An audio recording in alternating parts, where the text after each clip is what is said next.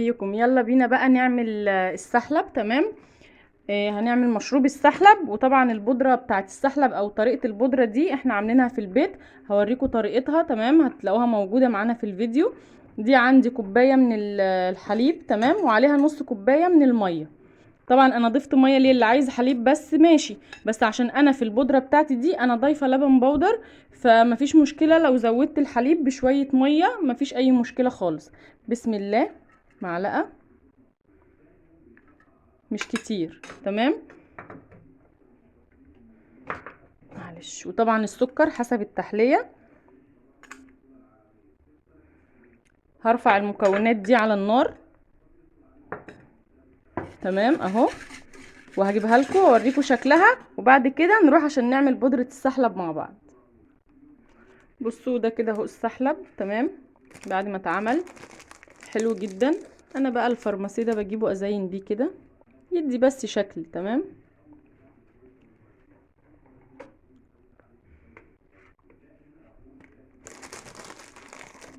يديله شكل بس مش اكتر، وبرده بيخلي طعمه حلو يعني. تمام، يبقى احنا كده في الفيديو بتاع النهارده عملنا مع بعض بودرة السحلب. تمام، وعملنا مشروب السحلب اهو. بصوا بصوا بيتحرك قوامه اهو، القوام بتاعه يعني. يبقى احنا كده عملنا السحلب بطريقة اقتصادية، ما كلفتناش كتير. طبعا احنا عارفين الاسعار. تمام، يا رب الفيديو يعجبكم. وطبعا هو السحلب بيتعمل بالطريقه اللي انا وريتها لكم كده في السريع، كل حاجه على البارد وبيترفع على النار، بعد كده نصب في الكوبايات بالشكل الجميل اللي انتوا شايفينه ده. ويلا بينا عشان نعمل بودره السحلب مع بعض.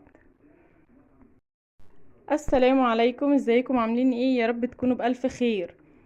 طبعا دخلنا بقى على موسم الشتاء. تمام. عايزين بقى حاجات تدفينا كده، تكون سريعه وما تكونش مكلفه علينا. تمام، ده اللي انا هعمله معاكم النهارده ان شاء الله. هنعمل بودرة السحلب بطريقة سريعة كده ان شاء الله مع بعض.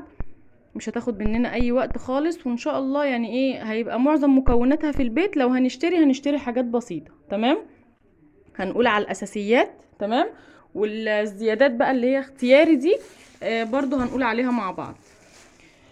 طبعا ما تنسوش تعملوا اشتراك للقناة ولايك للفيديو وتفعلوا الجرس عشان يوصلكم كل فيديو جديد ان شاء الله. وما تنسوش تتابعوا الصفحات بتاعتي على مواقع التواصل الاجتماعي. تمام، وطبعا انا كل يوم بعمل بث مباشر على برنامج كواي من بعد صلاة العشاء، ابتداء من الساعة 8 كده. تمام، ببقى عاملة فيها وصفات بث مباشر، اللي حابب يحضر الوصفات بتاعتي يعني. تمام. طبعا بقى انا مجهزة المكونات. الاساسي هنبدأ بالاساسيات.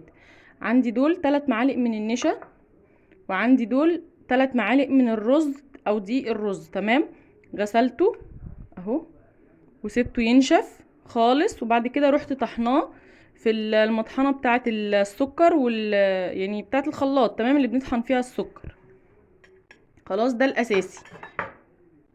النوعين دول نشا ورز مطحون. وعندي جوز هند طبعا. السحلب طبعا بيبقى فيه جوز هند، سمسم وسوداني، وطبعا ايه زبيب. ماشي. هنزل هنا كده بالنشا. بسم الله.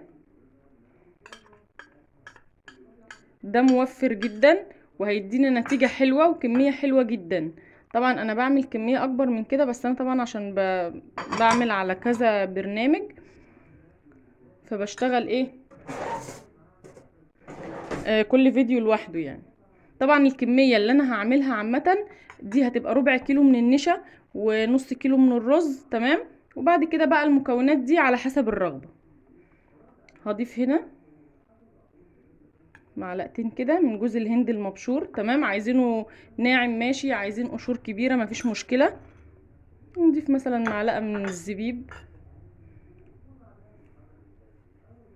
السمسم ده انا جبته نقيته ورحت جاية ايه مدياله تحميصة خفيفة جدا. تمام،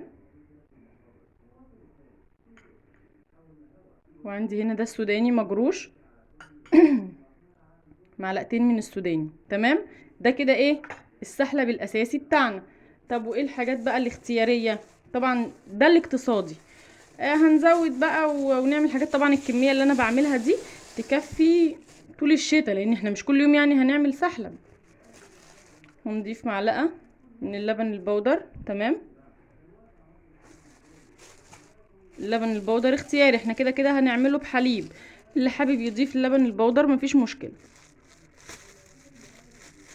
الاضافة بتاعت المكون التاني كريم شانتيه. تمام، هضيف حبة كده من الكريم شانتيه الخام، فالمعلقة اللي انا هضيفها دي حلوة جدا على الكمية ديت، لان الكريمة اللي انا جايباها دي خام جدا. تمام، وعندي بقى شوية من الفانيليا،